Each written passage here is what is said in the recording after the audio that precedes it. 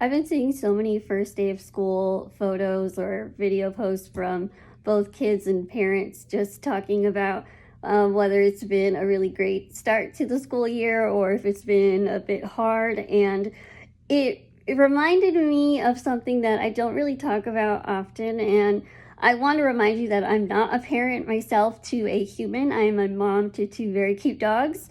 So this is just from my personal experience and what worked well for myself and for my parents. Looking back, there were two ways that they could have decided to send me out into the reality of kindergarten. And that was either sending me in with fear or sending me in with excitement and joy at the possibilities that are to come. And I'm so grateful that they chose to send me in with excitement, because I think if they would have sent me in with the fear of waiting for someone to point or whisper or call me a name or do any of these things, I feel like so much of my time would have been focused on that. Yes, I had a mom and a dad who loved and adored me very much and wanted to do everything in their power to protect me from being teased or just not having a good time anywhere that I was at. But instead of keeping me home or hiding me away, they sent me out and they said, "You got this and we have your back." Little did I know what that really meant when they said, "We have your back." My dad was a teacher at the same elementary school while I was in school. Over time, being in my same classroom, I made friends, and it was kids who got to know me for me, and everything was great.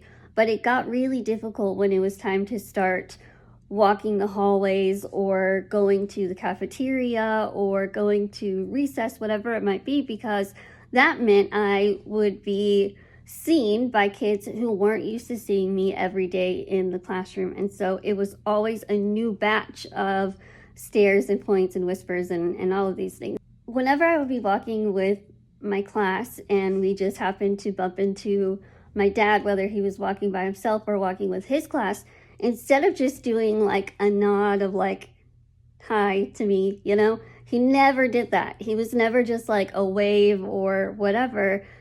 Every time I would see him when I was with my class, he would say hi, but then he would instantly do a cartwheel. Literally do a cartwheel in the hallway or wherever. And I never really thought anything of it. I think it was just like, oh my gosh, it's so embarrassing. Like, can't you just like, do a little wave or whatever? And it wasn't until I was an adult that I was looking back on the times when he would do said cartwheel, and it finally hit me.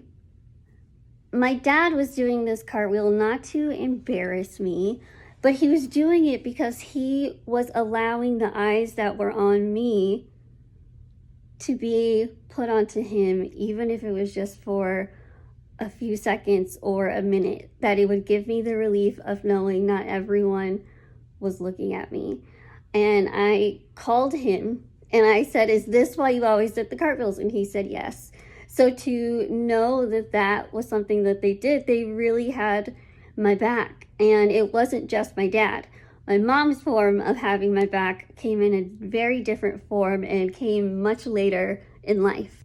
There's a lot of unknowns and doubts and fears when it came to my future and getting older, because none of us really knew what that was going to look like. And I mean, if you think about it, that's everyone. None of us know what our life is going to pan out to be.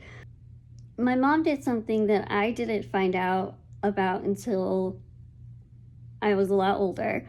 But when I started college, my freshman year of college, I hadn't gone home in a while, and I finally went home one weekend, and I went back to school, and I was in my dorm and unpacking my suitcase.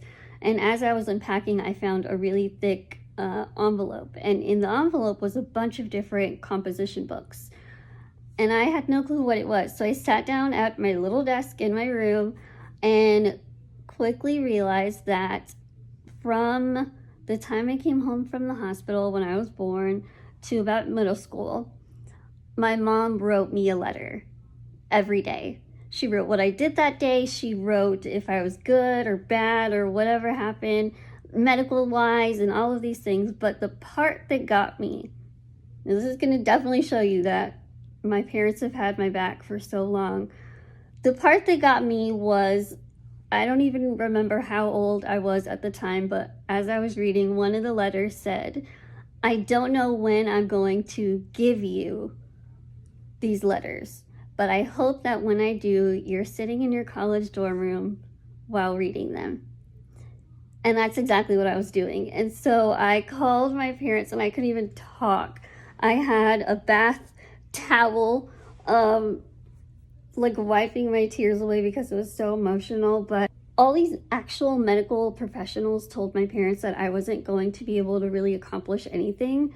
And yet here's my mom saying, yes, she is, and she's going to go to college, and there's no doubt about it. I'm so grateful for those two things, because of the fact that they could have sent me into this new chapter in my life with fear, but instead they sent me in with excitement and really encouraging me and reminding me that they had my back and we were going to get through all of these things together. And instead of saying, be prepared, because when you go here, people might say things or whisper or whatever, I never focused on that.